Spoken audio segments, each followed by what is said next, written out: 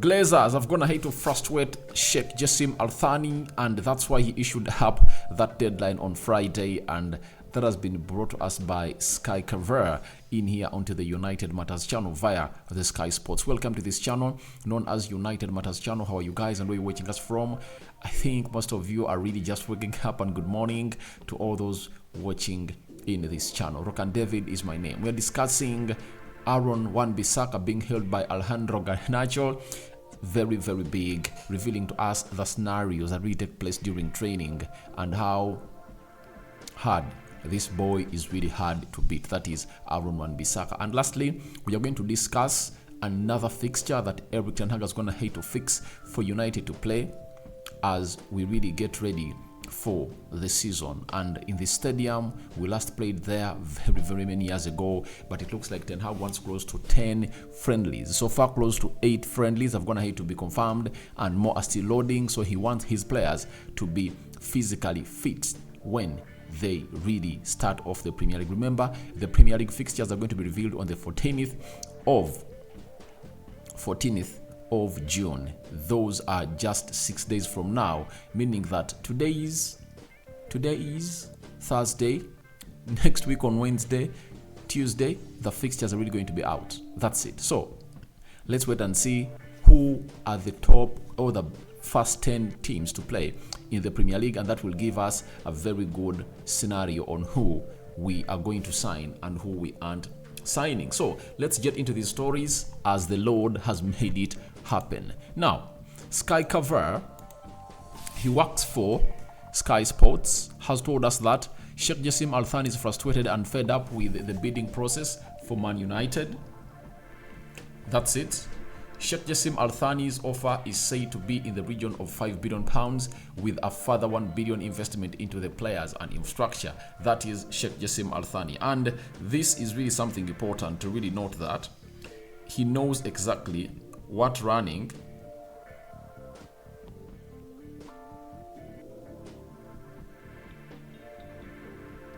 not running the club of Man United is all about, because he knows that if at all you are to sign in players, you have to attack the transfer window no sooner it happens. And as we speak, teams are signing players. Real Madrid has signed Jude Bellingham. That's it. Liverpool have signed McAllister. Man City is soon signing Kovacic. That's it. So it just shows you that teams that are really elite when it comes to making these signings are already making these signings, and no one is really doing it at Man United. So the reason as to why he went ahead and really put up that deadline of Friday is simple. He knows exactly what this is all about. He knows that the Glazers are really undecided. They want his money. And having his money, wanting his money, will really lead them to really dancing to his tunes. And we wait to see whether this is going to happen, because Sheikh Jassim wants to back Erik ten Hag as much as possible, and that will be our happiness. That's why most of the fans of United are calling in for full sale coming in from the Qataris, because it has a lot of incentives that come along with it. Do you know what we call £1 billion?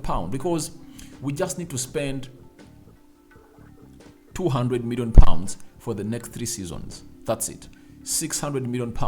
If at all £400 million go into the improvement of facilities Carrington, and £600 million are injected into the transfer window, that will really get Erik ten Hag every player that he loves. If at all Ten Hag spends £200 million this time round and gets in close to 5 players like he did last season, that means the next seasons he'll be getting in 2 or 3 players and moving on the others. And those players are really going to be of pure quality and pure class that take United to the next level. And you would understand, even if you're naive about football, that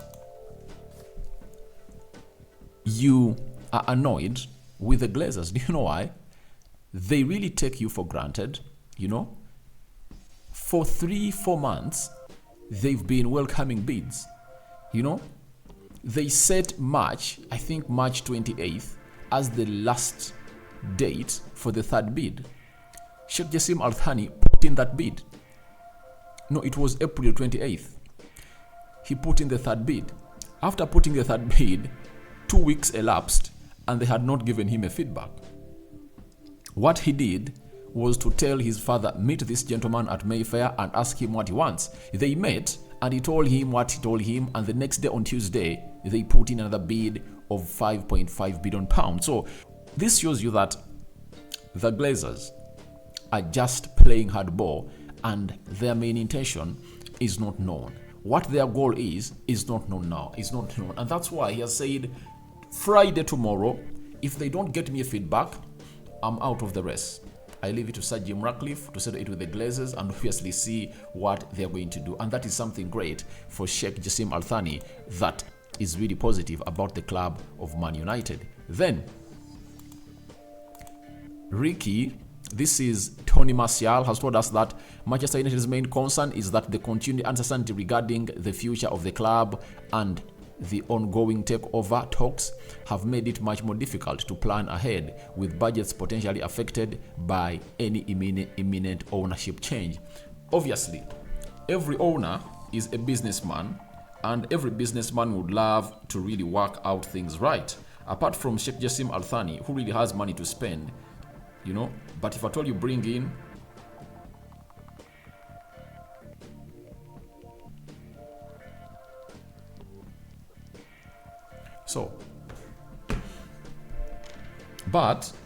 if at all you bring in Sir Jim Ratcliffe, a man who is really so much bothered with his money, he'll just need to go out, balance books, know what to spend.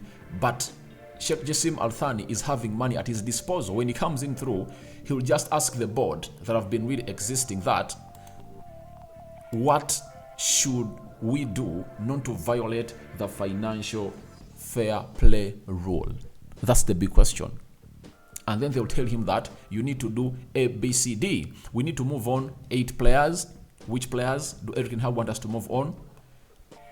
And how much are we saving? When we really move them on, we can collect £130 million in sales, and then their salaries will really see us reduce close to other £50 million of expenses on their weekly wages. That is close to £200 million. So that he tells them, so you mean we move on these players, you know, and we can spend £300 million because there is already 100 that we can spend, and the 150 we can get from sales, and the 50 we get from saving their salaries. Then they tell him yes. Then he says, all right, let's spend and sell. Work on the selling of these players as we negotiate the deals that Eric Ten Hag wants in. That is what Sheikh Jassim Al Thani is going to do. But Sir Jim Ratcliffe is not going to do that, because even the money he's going to use to buy Man United is going to just borrow it from a certain bank in America or Switzerland. That's it. So that's the ugly bit of this takeover, and obviously this man really comes in through to give us the best that he really deserves. And I would love him to really get frustrated again, get annoyed a lot, and obviously break silence onto what the Glazers are really hiding from us, because there are lots of things that the Glazers are hiding from us that these people don't want to really let out. I understand they signed a clause of non-disclosure or an agreement of non-disclosure, but it's really pissing. It's really pissing by the Glazers. So let's wait and see how Friday is going to go. If at all it's Sheikh Jassim Al Thani to take over this club, then a decision has to be made. That's it. So after that, we are having a story coming in from Garnacho hailing Aaron Wan-Bissaka. Garnacho has said Aaron Wan-Bissaka probably is the best 1v1 defender in the world. He goes to the floor always to tackle you. He's fast and difficult to go past. Obviously, I've had very many ex-players, very many players come out and reveal to us how this is the best player who plays as this is the best defender when it comes to 1v1.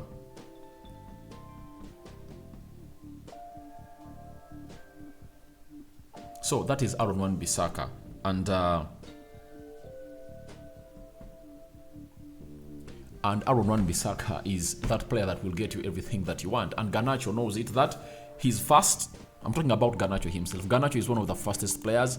He has a very good skill set, but even in training, he cannot beat Aaron Wan-Bissaka, and we've seen it during the games that it is hard for him to be beaten. You know, he is really a solid defender that has gone ahead to really make his name when it comes to really blocking those players. So he has defended Jack Grealish, Martinelli, Raheem Sterling, and by the way, for Raheem Sterling, before he left Man City, he had never won any challenge against Wan-Bissaka. He never got past him. That's it. So I really understand exactly why Garnacho is saying this, and it has gone ahead to sink directly into my head. Lastly, let's talk about the stadium that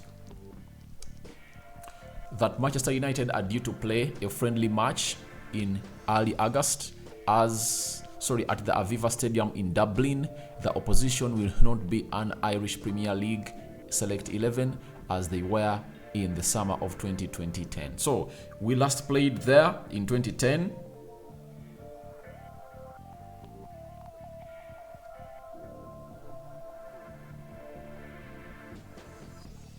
We last played there in 2010, right? How many years from now? 13 years. So we are going back to play that beautiful game of football, and has been reported by the 42i, great sports journalism for today's fans. And the stadium is really great, and United is really willing to go ahead and really do everything. So let's wait and see what team we are going to play down in Dublin, as Eric Ten Hag is going to come out and obviously do the needful. So thank you very much for really watching in through. Rock and David has been my name. Tell me your thoughts about Glazers Frustrating Sheikh Jassim Al-Thani, and obviously Wan-Bissaka being a very hard player to beat, and the game scheduled to be played down in Dublin. I cover you all in the precious blood of Jesus Christ. Rock and David remains my name. I sign out, and I cover you all in the precious blood of Jesus Christ.